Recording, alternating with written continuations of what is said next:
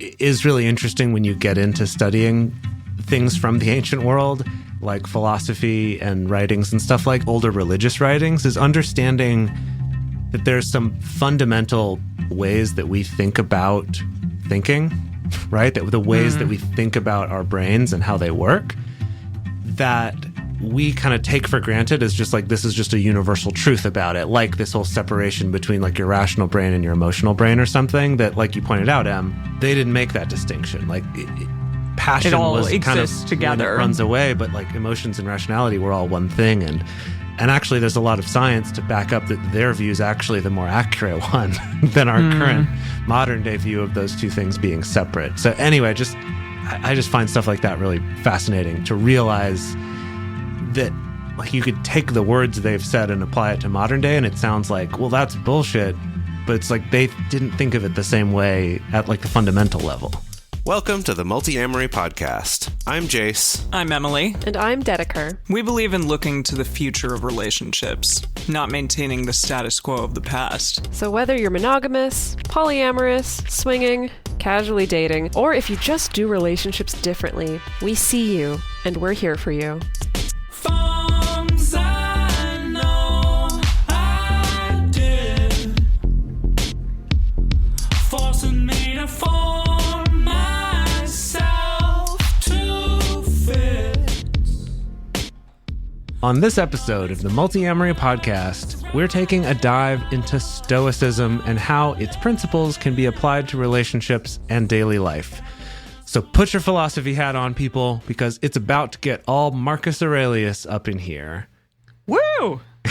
There you go. That's the reaction we needed. Now, so today we're going to be talking about some common issues that people face in relationships and how applying some principles from Stoicism, like stepping back from those problems and looking at them from a bird's eye view, can help us to tackle these issues more objectively. And then we're also going to go into some caveats and things to consider about Stoicism, because we love to give you a fair and balanced view on topics. So that's what we're going to do. Isn't fair and balanced view the motto of like Fox News? Yep. Okay, good. Definitely is. Thanks for connecting us. Yeah. Thanks for making that link for Multiamory. I simply just wanted to twist it on its head and be like, Multiamory is going to take this and run with it in a different direction, in a better direction. Gosh. Okay. Cool. I like that. There you go. As long as we're not trying to brand like Multiamory the Fox News of the future. Oh, please. no. Yeah, it's funny because my grandmother used to always be like, Fox News is so fair and balanced. And I'm like, they just say that they are, but they're not, I promise. Yeah, so some context, right now the three of us are doing an anti-racism training, actually, and it's called Theory of Enchantment. We really enjoy it. Look it up if you're into that. But something that's interesting is that it talks a lot about Stoicism and the basic tenets of Stoicism. Maybe some of you out there have heard of Stoicism. It is kind of hot right now. Maybe you have one of the many books or journals that help you practice it. Maybe you've heard some criticism of Stoicism or some bad things about Stoicism. We're going to be diving into that today.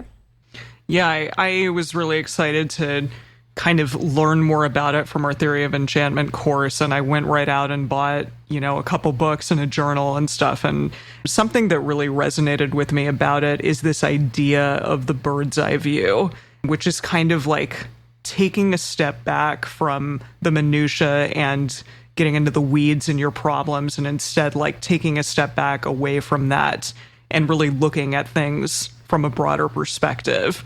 So when I think about like being a host on this podcast, there's so many things that I've learned from, talking about relationships every single week. But that idea of not getting so caught up in your anger and your emotion in that moment, and instead kind of like taking a second, has been like a really big lesson for me. And this sort of resonated with me because it felt similar to that. And so with that in mind, I kind of wanted to explore more of that, because I feel like taking a step back allows you to have a little bit more empathy and understanding for the people that maybe you're in a tiff with, or that you have deep-seated emotional anger about, or something like that. And so, yeah, I was excited to delve into this today. So hopefully y'all out there can learn a little something too.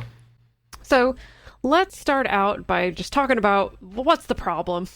what are the problems that we're trying to fix here. Yeah. So what's many. The one singular problem that we're trying to fix on this podcast. Well, let me tell you, okay, we do have to say, it is easy to get into the weeds in a relationship. It's easy to get caught up in little annoyances. It's easy to get fixated on something that a person says. It's easy to stay in patterns of emotional distress over an issue that seems to never get resolved. It's also safe to say that as human beings, most of us, I think, are pretty self-focused, and one could argue that we're pretty full of ourselves. And by full of ourselves, that doesn't necessarily mean that we think that we're great all the time.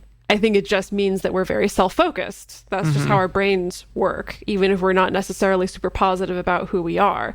And to be self-focused isn't necessarily a bad thing. It just means that we tend to cast ourselves as the hero of our personal story, and other people are the side characters or potentially the villains, the opposite side that we may argue with or direct our frustration and anger towards or have anxiety over for years.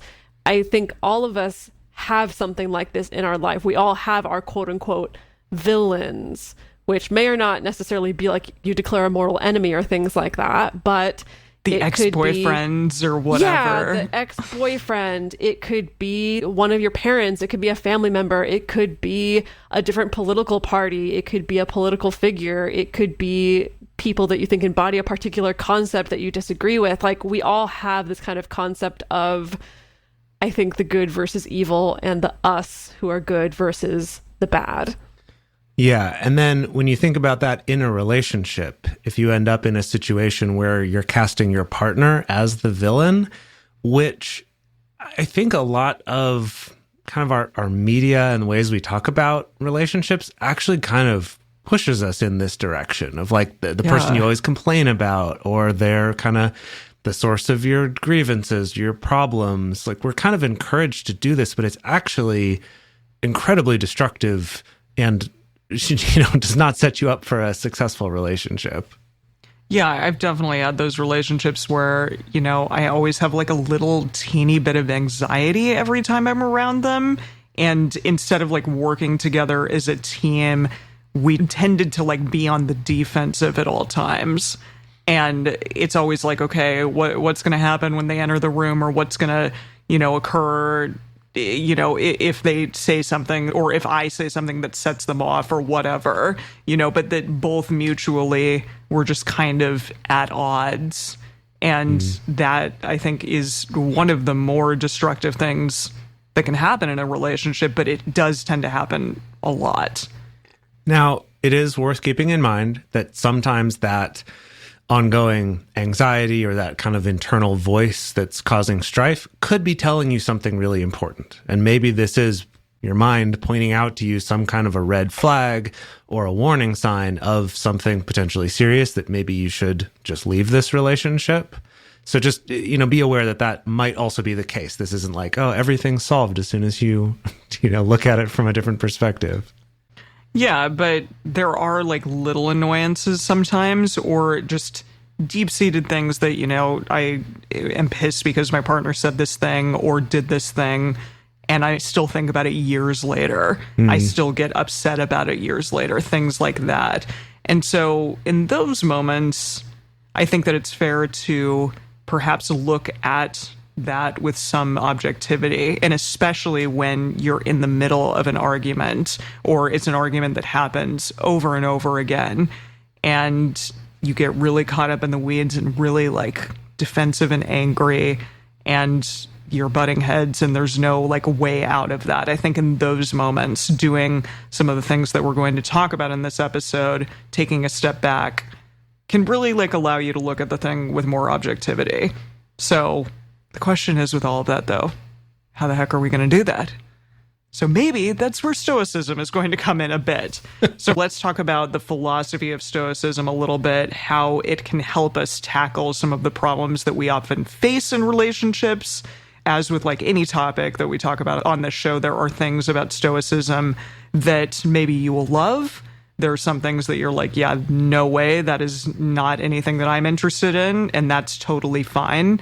As the philosopher Carrie Jenkins talked about, like having like a potluck for your relationships, and we can also sort of have a potluck for the tools in our relationship toolbox. So take what you like, leave the rest. But we do hope that you find some value in this.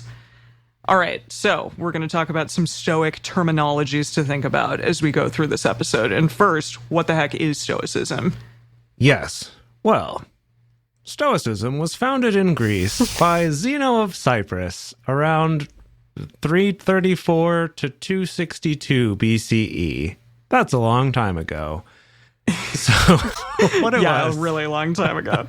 So, Stoicism was a Hellenistic philosophy that advocated for transcending the passions in order to accurately assess oneself and the world.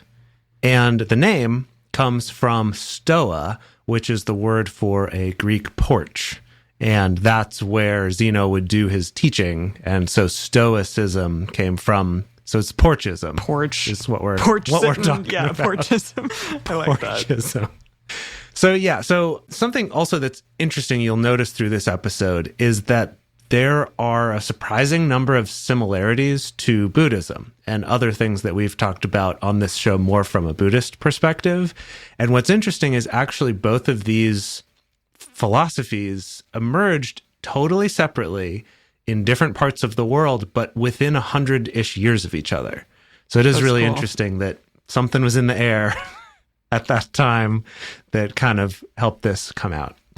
So, okay, according to the Stoics, emotions and pleasure-seeking caused disruptions in the soul, and Stoic enlightenment amounted to achieving complete disinterest and indifference to things like pain, but also joy or love, hope, fear, etc., kind of any emotion. Yeah, and like the passions that we spoke of earlier, they're just essentially forms of suffering, and they use that same word that's also in Buddhism, the suffering. Right. So those are things like distress and fear and lust, and also delight. And so distress and delight are passions that are rooted in the present, and then lust and fear are emotions rooted in the future. So you can have things that you're potentially distressed about currently, and those things that you're distressed about future-wise. And so conceptually, Stoicism did migrate from Greece to Rome, and most of the remaining primary historical texts that we have are from the Roman Stoic philosophers. So Seneca, Epictetus, and Marcus Aurelius, played by Richard Harris in the film Gladiator. Oh, yeah! Jeez. That's awesome. I'm sorry, like, because of that film, whenever anyone mentions Marcus Aurelius, I can only see Richard Harris, but that's fine. That's not a bad association. That's not a bad thing. Yeah. Yeah.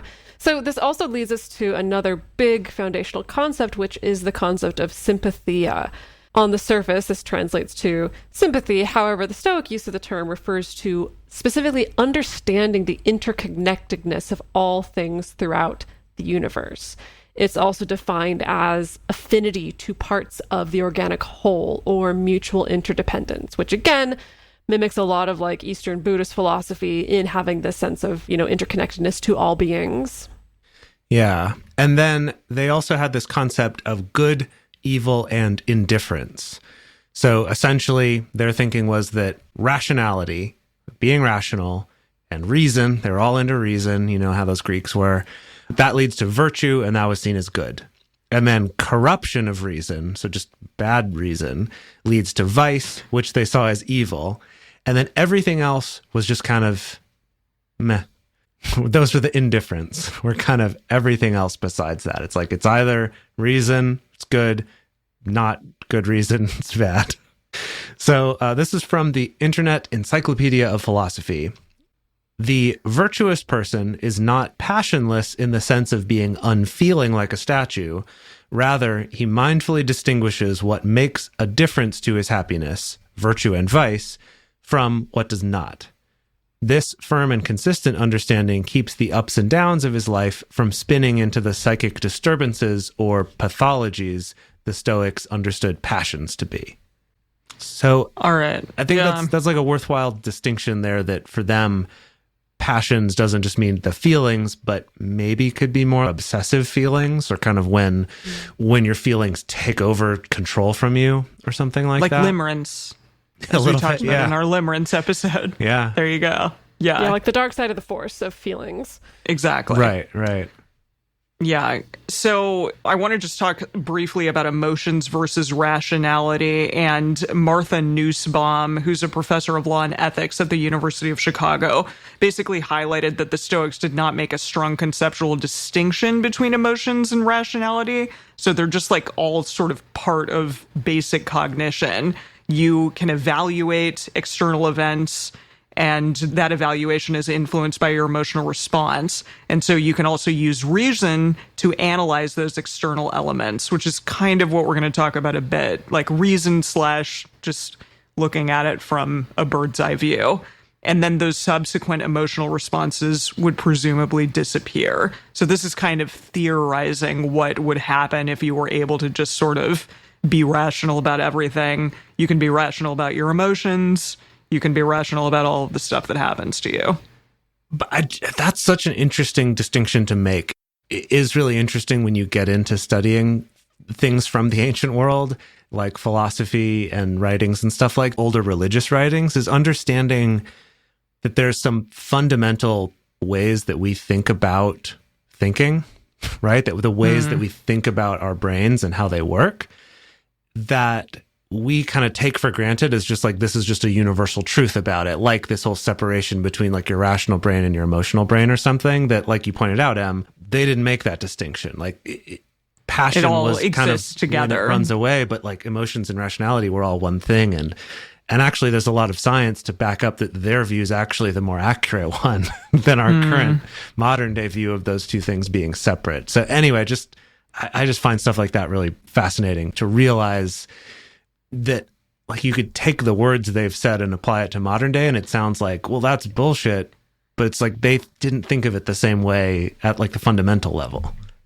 Yeah, I guess on the flip side of that, something that the books that I'm reading talk about a lot is that like you can take many of the quotes that the Stoics said and apply it to like life today. So they had like similar anxieties and similar things going on back then. And you know, the same kind of thing is happening now, thousands of years later, which is cool. It shows that this moment in time isn't that different than what they were going through back then. Just a quick side note, this person who we're talking about, Martha Nussbaum, wrote a book called Therapy of Desire, and she had an interesting chapter that explains why the Stoics were the first philosophical school that allowed women to study using precisely this rational / analytical method to deconstruct gender prejudices. It's pretty cool and surprising, but I love that. Okay, so we're going to move into this view from above concept of Stoicism. And I'm going to hit you with a quote by Marcus Aurelius. Whoa, there it is. We're here. Played by Richard Harris, yeah. Richard Harris. This is what he said. Think of substance in its entirety, of which you have the smallest of shares, and of time in its entirety, of which a brief and momentary span has been assigned to you, and of the works of destiny, and how very small your part is in them. Yeah, so in essence, you know, the Stoics believed that if you zoomed way out, if you pulled back from yourself in the first person and pulled back to the third person and then even beyond, you just like keep zooming out, you start to see your own interconnectedness to people and things around you. And instead of getting caught up in the weeds of all your own personal problems, you start to get a sense of perspective, and you can see your situation and your concerns with maybe a little bit more objectivity. And that ideally, the ability to do this and to zoom out and to see how interconnected you are with everyone else, and to kind of see kind of the small amount of space and the brief amount of time that you get to occupy in this world and in this universe, that would actually lead to having more compassion for the people around you. And that we can move away from this very self-centered way of worrying about our own problems and more to having an understanding and a kindness for the lives and decisions and actions of other people too. So I guess that's been sort of the very brief, like 101 survey of Pre-101. Stoicism. Maybe a You 100 know, level, like a Yeah, exactly. Yeah, the 100 Stoicism for non-majors Yeah. class. And of course, when you talk about caveats, right? I think on the one hand, there are caveats around, just like with any life philosophy, of course, there's going to be situations where maybe it doesn't seem like it applies perfectly, or where we can quite rightfully critique it. With Stoicism in particular, just setting aside even critiquing the content, I think for me, definitely, I associate modern day Stoicism with just like tech bros, honestly. Well, You like know, it came about again because of like Tim Ferriss Yes. and Ryan Holiday, like talking about it Yes. for entrepreneurs. So yeah.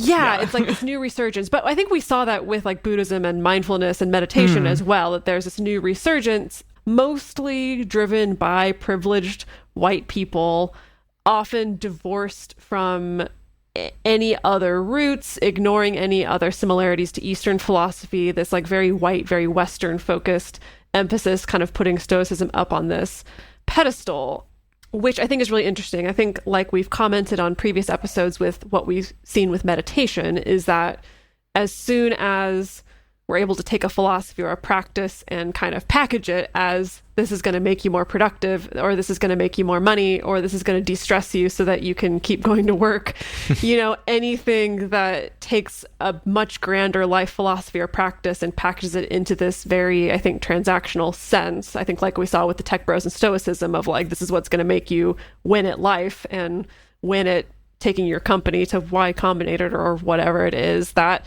then it gets, in my opinion, a little bit misused, perhaps, and sometimes even weaponized and diluted. So there's these associations, I think, of Stoicism being this very tech bro-y thing. But again, this population of people, they're not the only ones who have ownership of the entire philosophy of Stoicism. So we're going to get into more specific studies in the bonus episode, specifically about kind of like the negative effects of Stoicism and what they found. It's really interesting that a lot of the psychological studies on, quote, Stoicism are pretty gendered and are setting out to try to demonstrate correlations between Stoicism, gender, wellness, things like that. And of course, sometimes we get a little bogged down in semantics because certain studies refer to quote unquote Stoicism not necessarily as the philosophy, but more as what we think of as colloquial Stoicism, as in this idea of even if I have pain or intense emotions or hardship, I'm just going to not care about it and I'm not going to display any of my emotions or any of my distress, you know, which is,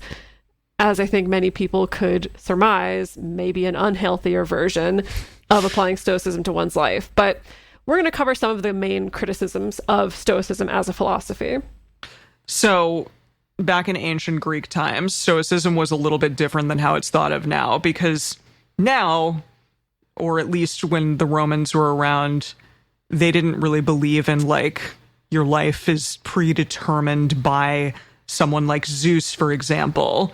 The old ancient Greek philosophy was, okay, like you essentially have your life predetermined by Zeus, and so whatever happens, like Zeus already basically decided on it for you. And then when it got over to the Roman side of things, they were like, nah, man. And they decided that that was not going to be a thing anymore. And so it became non-predetermined. Like you essentially had things that you could control in your life, and then there were many things that you could not control, but it wasn't necessarily like predetermined by a figure in the sky, for example. It's interesting and just reminds me about the way of like a lot of religions go as well. And I'm sure this applies to philosophy, where to a certain extent, there's like the core idea or tenet of the religion or the philosophy, but they also lived within a society that had certain beliefs. Like some people say this about Buddhism, like the fact that reincarnation and Buddhism kind of go together. Some people argue had nothing to do with like actually what Siddhartha was coming to teach. He just already lived in a society that believed in reincarnation. So like that wasn't part of his thing. That's just kind of what they already had. And that the Buddhism was the other parts of it. Anyway, it reminds me of that, like that the predeterminism was maybe just sort of part of their culture at the time and didn't come along with Stoicism. It already existed. Anyway, Exactly. so I think along with that, though, that predeterminism idea is that some people will argue that Stoicism is essentially just telling us that we can't do anything. And so we just need to like learn to accept hardship and challenges and not do anything and just like stop complaining. You know, and that's kind of where it can get challenging, especially when it's coming from people with a lot of privilege, kind of being like, yeah, just like toughen up, be stoic. Also, like kind of our modern day usage of stoic, I think, fits this of just like take it and don't do anything to change your situation. Others argue that it's impossible for humans to separate emotions from rational thinking. Funny enough, so did the original philosophers who came up with this. But some people will argue that that's unrealistic and unhealthy to try to do. And I would agree with that. And we can talk about that in more nuance as we go on. We have talked about this on the show before when we've discussed cognitive biases and anger and how our families of origin and our past mold our perceptions. And then we've also talked about feelings don't equal facts and that, it's possible to kind of bring in some rational thought to it as well. But I do think it's worth kind of keeping that in mind, that that's a valid criticism of if a modern day person takes these things and thinks it means don't make any decisions based on emotion, it should all be logic, that's just not possible. And actually in studies of people who have damage to parts of their brain that cause certain emotional reactions, they actually find instead of becoming better decision makers, they become almost incapable of making any decisions at all. So it's like our emotions are intrinsically tied to our ability to make decisions as humans. And so caveat there, like we're not saying you should try to get rid of that. Yeah, and I think the seed of this, of when you take principles of Stoicism and boil them down and oversimplify them to mean, oh, just be rational, don't feel any emotion, just be logical, don't ever be upset, then that morphs into some really unhealthy and not good places. Like, for instance, I think there's just long lineage of if we paint women as emotional and men as rational, and we naturally think that, oh, rational means better decision making and just better thinking, and emotional is bad, then there's misogyny. Or same thing, like if we paint non-white people as being more emotional and out of control and white people or white thinkers as being more rational, then that also supports that kind of racism and bias. And so, of course, it's kind of like taking the seed of this very oversimplified thing and not accepting this idea that we can feel both these things at the same time. We can both lean on our rationality and lean on our emotions. That's when we start to get into some really bad territory. Yeah, I think that's a challenge sometimes with philosophy in general. It's like these very large concepts that can be kind of like extrapolated out in maybe not great ways sometimes. And so it is that question of like, let's try to take the middle path, as the Buddhists would say. Yeah, and one of the main tenets of Stoicism, like one of the very first things that it talks about is to focus on the things that you can control and ignore the rest. But there's this big argument against Stoic teachings that humans really should care about some external events that are happening to them and to other people in the world. And modern Stoic teachers do argue that the old Stoics didn't want us to just be like super indifferent to everything else that was happening in the world. But this point, again, just sometimes gets muddied and it's not necessarily super clear in these Stoic teachings. So that's another thing that people have to grapple with and that might cause them to be like, yeah, this is BS. Okay, so now that we've gotten the caveat section out of the way, we are going to talk a little bit more about Stoicism and how you can kind of take some of the teachings and practically apply them to your daily life and to your relationships. But first, we want to take a moment to talk about some ways that you can support our show if it has brought you some value, and if you want to help us continue to bring it to the masses for free. And we're back. So how does this actually apply to your life in a way that's helpful to you and to the people around you and not just problematic and encouraging us all to tamp down our emotions? So of course, one of the quote unquote goals of Stoicism, if we can even label it as a goal, is to, achieve this almost a state of enlightened indifference to the things that are out of our control specifically. And to actually get there requires serious examination of yourself, of your coded response patterns, examination of the world at large, which is something that all of us, I hope at this point, are quite comfortable doing, especially if we're non-monogamous folk and have had to do a lot of deconstruction of what makes us tick and the messages that we've got and how we want to be different. So this is why, at least for the ancients, philosophy was this way of life for the Stoics, not just kind of an intellectual, hypothetical exercise completely detached from reality, you know? And same thing with things like mindfulness and meditation. The ideal state is not, you know, we sit on the mat and it's just great to have this little exercise and then we go back to our normal lives and none of it applies. Ideally, it's something that carries into our regular lives for our own well-being and for the well-being of others. So I have a quote here from John M. Cooper, who is the professor of philosophy at Princeton University. And this is from his book, Pursuits of Wisdom. Quote, "For the Stoics, human happiness consists in living virtuously and therefore in living in agreement both with ourselves, in our undivided thoughts about ourselves, our actions, and our way of life, and with Zeus's or nature's own thoughts about our individual actions and our overall way of life." Close quote. In that sense, you know, Stoicism is about coming to a place of wanting what it is that you get rather than trying to force or impose your desires to bend or shape reality in order to change it to match your desires.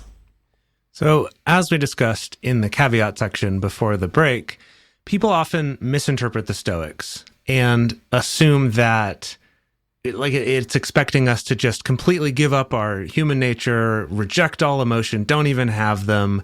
But again, this is a quote from Professor Cooper, and he says, quote, "But the Stoics hold and argue with considerable plausibility that there is nothing permanent or belonging to human nature itself in any of this, however widespread it is in the lives of all ordinary people, ourselves included.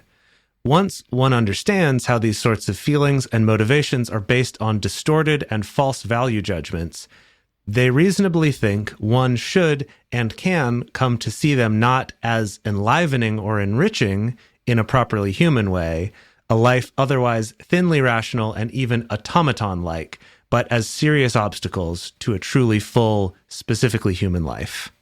End quote. That really read like a philosopher's quote, meaning it's like super long and hard to follow and challenging. You know, but essentially we're talking about this idea that it's not about getting rid of those things and just living life as this unaffected robot, but instead understanding that some of these obsessions and like things that we really seek after or stress about that we're kind of, I would argue, almost taught to perceive as enlivening our lives or enriching our lives may actually be hurting us more than they're helping us, and that there could be a lot of joy to be had and less suffering to be had if we're able to let go of some of those and kind of loosen up our attachment to them or our grip on some of these specific types of accomplishments and things. A little bit ironic that like the entrepreneur culture's kind of grasped this agree. Because that's so much about always wanting, always needing, always striving. So yeah, I found What do a you think that quote is? Yeah. from it was another philosophy professor who was saying that like I don't know if this is actually a really good practice of Stoicism, because if you were truly incorporating Stoicism, you'd be much more willing to give up the rich lifestyle, the entrepreneur lifestyle, the getting more and getting more and growing more and growing more. That's kind of ironic and at odds at maybe what the philosophy is actually really about. Yeah, something to think about there. They love it though. I hear it on all of the big like entrepreneurial podcasts for sure. Yeah. Okay, so now finally we have reached the point where we're going to talk about a couple actionable tools. And again, it's philosophy, so it's like sometimes a little challenging to know what sort of actionable tools you can take from all of this. But if you've been interested, or if this has piqued your interest a bit, hearing about Stoicism, then maybe consider reading some of the books on the subject. I'm reading The Daily Stoic by Ryan Holiday. I also have a cool journal as well that kind of is a companion journal to The Daily Stoic.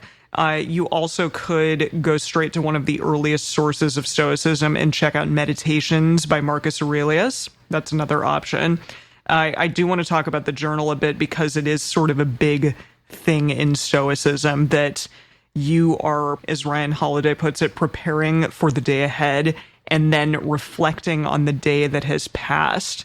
So my little companion journal to the Daily Stoic is I read my passage from the Stoic philosopher, and it's like one little teaching a day. It's cool. It's for like all 365 days.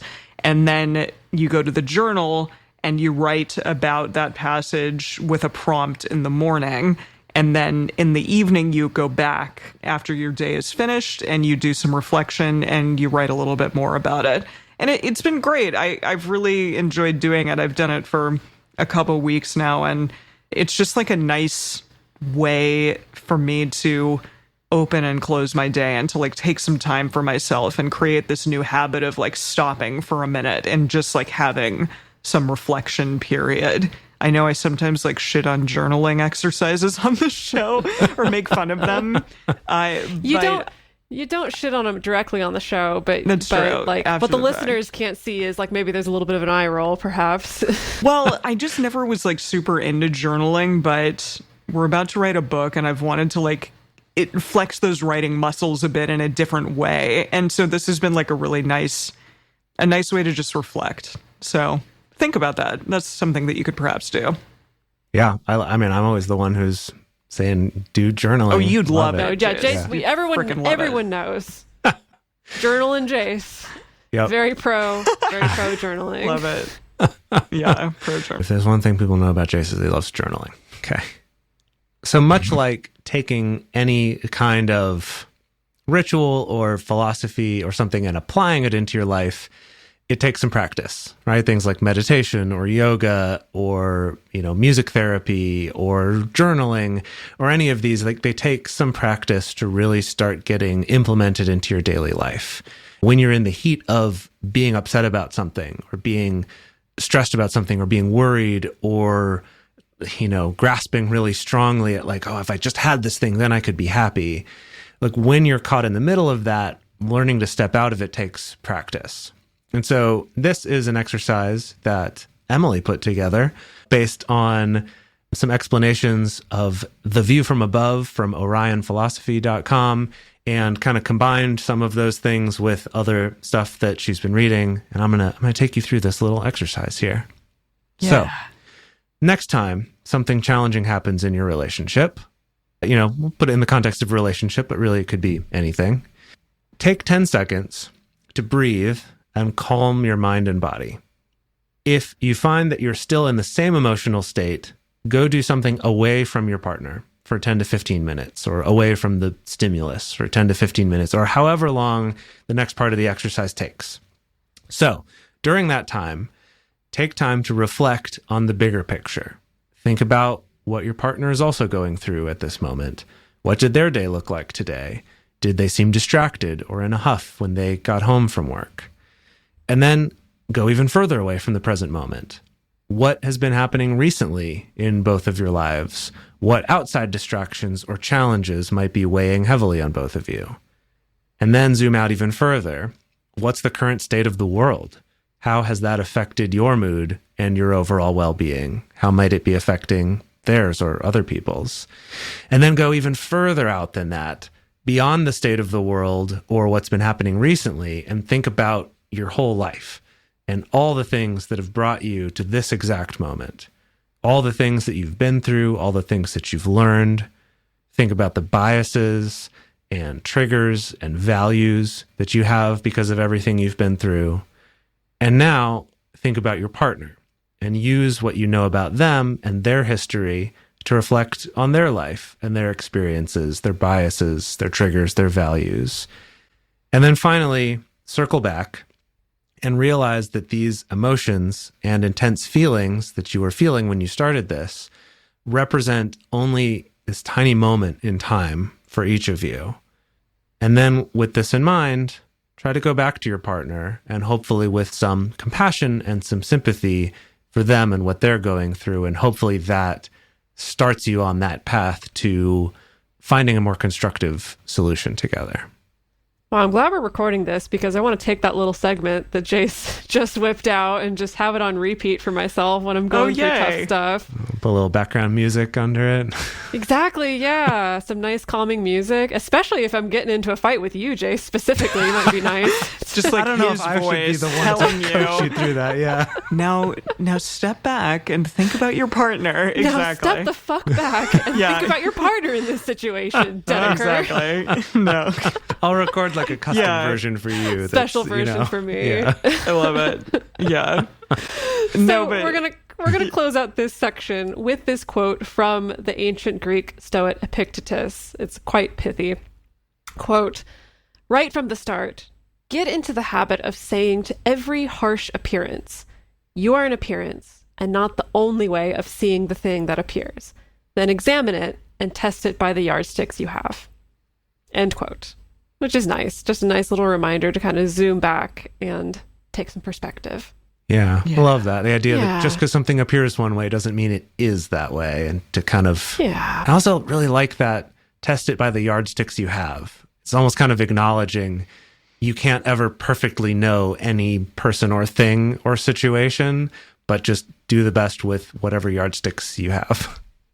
So in conclusion, some things to hold in your heart and remember. First one, our favorite one. Don't weaponize this shit. Yay. Don't do it. You know, resist the urge to just try to like, quote unquote, like zen your way or stoic your way out of every emotion or every challenging feeling. Don't use the principles of Stoicism to clobber your partners if they're having difficult feelings or having a difficult time. Just don't do it. The whole point of this is for well-being and compassion and the well-being of others as well. So don't use it as a weapon, please. Yeah, and this, just like so many things that we talk about on the show, like meditation, like any of the tools that we give you, it might be another great way to help us get out of our own heads and instead point us in this different direction, away from, you know, our own minutia and our own like anger and sadness and frustration, and maybe put us on the path and in the direction of some understanding and compassion and empathy for others. And so, yeah, I mean, these teachings, they can be applied to yourself personally. They can be applied to your romantic relationships. They can be applied to the relationships that you have with your parents and friends. You know, we're just like sort of trying to get along and get by every single day. And the thing that I love about the Stoic teachings also is that it shows us like we're not that different from one another. We have similar challenges that we face. We have similar ideas and hopes and dreams and fears and stuff like that. And so ultimately, this teaching can kind of help show us that we're not that different from one another. And with that broader perspective and an open mind, we can cultivate compassion and understanding for others, either others who are distant from us, like a stranger, or others who are close to us, like a partner or a family member. We can practice letting go and not allowing the little things to get us down. Yeah. So we hope that you liked our 100 course on Stoicism, not even 101, it was just 100. But yeah, like, again, as always, feel free to take what you like and leave the rest, because the Stoics would be super cool with it. They're like, whatever, everything's fleeting. I'm Marcus Aurelius, played by Richard Harris in the film Gladiator, and I say that's true. Take what you want. Leave the rest. It's cool. I Wow. promise. Richard Harris is in the room. My gosh, it's amazing. Yeah. Back Wow, from the rose dead, from ladies the and dead, gentlemen. exactly. Marcus Aurelius himself. I love it. Alrighty. So we hope that you will join us for our bonus episode. Those of you out there who are patrons, or if you want to become a patron, we are going to talk about interesting findings on Stoic research, because a lot of it was like really positive towards Stoicism, but it was fascinating to look at, and so we want to talk about it more on our bonus episode. And our call to action question this week, which is going to be on our social media pages, is what would your life look like if you were able to zoom out and regularly view relationship problems from 30,000 feet? Something to think about there. The best place to share your thoughts with other listeners is on this episode's discussion thread in our private Facebook group or Discord chat. You can get access to these groups and join our exclusive community by going to patreon.com/multiamory. In addition, you can share with us publicly on Twitter, Facebook, or Instagram. Multiamory is created and produced by Jase, Lindgren, Dedeker, Winston, and me, Emily Matlack. Our episodes are edited by Mauricio Balvanera. Our Our social media wizard is Will McMillan. Our production assistants are Rachel Shennework and Carson Collins. Our research assistant for this episode is Dr. Kiana Nurse. Our theme song is Forms I Know I Did by Josh and Anand from the Fractal Cave EP. The full transcript is available on this episode's page on multiamory.com.